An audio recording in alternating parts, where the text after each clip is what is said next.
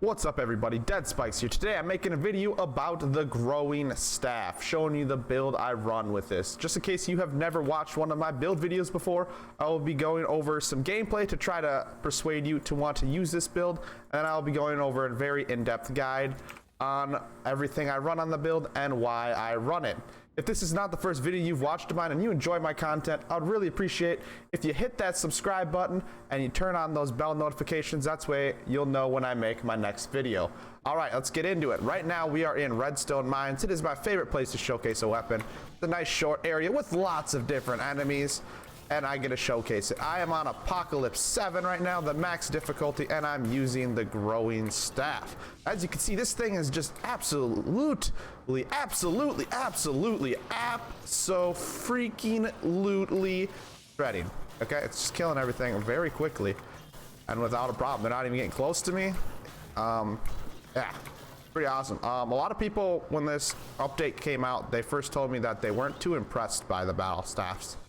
They didn't think they were very good, and I was like, oh well, that kind of sucks. I was quite hyped for them, but then I got one and I'm like, what are they talking about? What do you mean these aren't good? I mean, look at this thing. This is max difficulty. What more could you ask for? This thing is probably my new favorite mobbing weapon.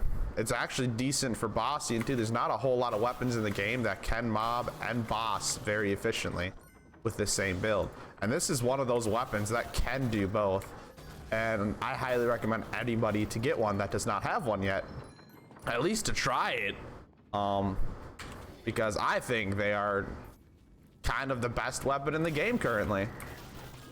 Like, I think it outclasses the Whirlwind pretty fast, which was my favorite mobbing weapon before.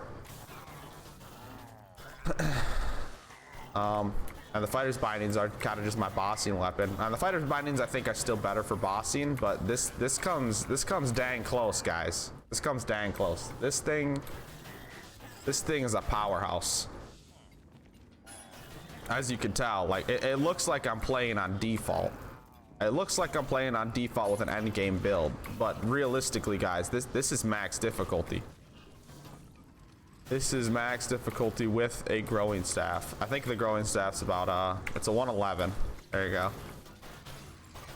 I mean, just 3 or 4 shot in that spawner right there, Enderman. I'll show you what I mean by it. It can boss too. I mean, look at this. What more are you looking at for a weapon? And I got low right there because I got hit by that minecart, and I'm full health already. You see my potion on cooldown? No, you don't. You see a healing artifact up? No, you don't. I fully healed from the weapon. My armor don't have lifesteal. This weapon itself just fully healed me. Isn't that crazy? All right, we're going through these mines. We got some more spawners up here. Let's take them out. Pop that mushroom and go crazy. We got a pig right here. Bang, he's gone. He gone. He didn't even know what hit him.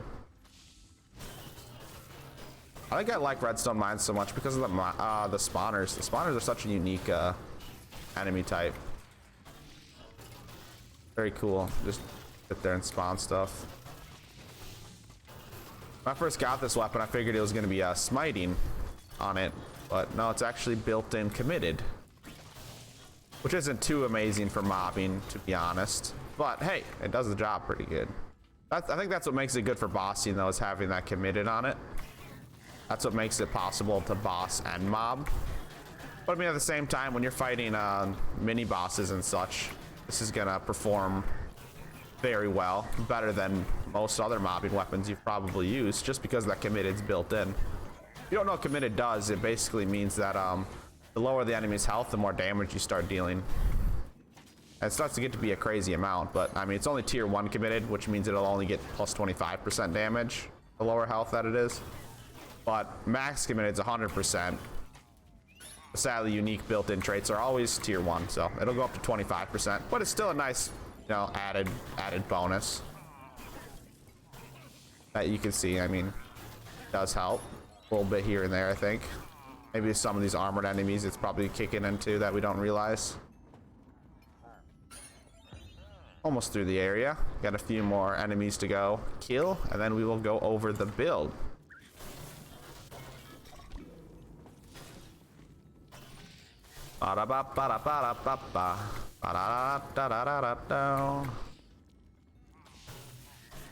Take out these last few mobs. Looks like we got one more room to clear. Nope. Oh. Yeah, I didn't run into any enchanted through this whole run, did I? I don't think so. Did I jinx it? Did I jinx it on this last part?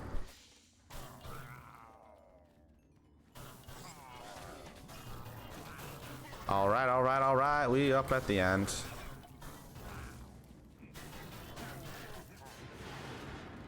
Ooh, there's another mini boss. I could just firework him, but I want to use the growing staff on him. I mean that was pretty amazing. If only these guys actually dropped something. That's asking for too much, isn't it? All right, so we're at the boss. We're gonna wait it out a little bit because I want to gong it. We're gonna wait for both of our cooldowns to come back, and we're gonna gong with the growing staff. Show this baby off on the redstone golem. I mean, not the strongest boss in the game, but it is still impressive because it is kind of tanky, right? Almost there. All right, there we go. Show yourself, golem. I'll pop our potion for that. Bonus damage. Bang, there you go. That is the growing staff. Now let's go over the build. I'll do it right here, why not? So, for my build, I'm using a very common build you've watched me run, is I'm running the growing staff. On the growing staff, I do not have the perfect rolls, but these are very good rolls. I'm running fire aspect, sharpness, leeching. Now, mind you, fire aspect just got buffed, and it's kind of decent now. It deals around 1200 damage. I don't recommend it, but if it's the only thing you have to choose on your slot, it isn't bad. My favorite roll would probably be sharpness, leeching. I think would be pretty good. Or another really good one would be rampaging and sharpness, leeching. Both of those would be the top tier, best growing staffs out there. But this one does the job. Sharpness and leeching are probably just the most important that combined with it. Rampaging is going to let you attack a little bit faster, and an extra sharpness would make it so some of those mobs I would one-shot more. You notice that some of them, you know, would live just a little pinch of HP. A second sharpness would make that not possible. It has pretty high base damage, as you'll notice. It has built-in committed, like I told you, which goes up to around 25%, I believe. There you go. That's the growing staff I'm running. You get this from the newest place called the Lower Temple. I do have a video on how to unlock that if you're curious. All right. For the armor, I'm running my normal renegade I like to run. It is the cowardice cooldown chilling. I don't expect to get a higher renegade. It's not needed now. Because the recommended is 103 and this is 105. I still have a lot of health, as you'll notice, and I don't die often, so I'm still using my old renegade. I don't really expect to ever farm for a new one because there's no need yet. Maybe if the power kept increasing and increasing, I would have to go get one, but for right now, this does the job fine. The rolls are more important than the power level, in my opinion. So the cowardice is giving me extra damage, 40% increased melee damage if I'm at full health, which is going to complement with the leeching to make it so I'm topped off more often. Cooldown is just going to make it so I get my mushrooms faster. That's important to run double mushroom. That way you never run out. Chilling is just going to slow down mobs and prevent them from hitting me. It's nice for creepers. They don't just come and blow up on you right away. For my bow, I am using the harp crossbow just because it's the best bow in the game. I think hands down because of how much projectiles it shoots and how much damage it deals. When you're using a harp crossbow, you definitely want multi-shot on it. The other two enchantments are infinity and chain reaction. I didn't get the infinity, unfortunately, but it still does a really good job. For my artifacts, I normally do run, as you saw when I started, is I run mushroom, firework, mushroom. Now the reason I run mushrooms is because they increase your attack speed and movement speed, which is great. And when you run double mushroom with an armor with cooldown, it'll make it so you never run out of mushroom. You can keep swapping them back and forth. Just pay attention to the timers and you'll always have mushroom up.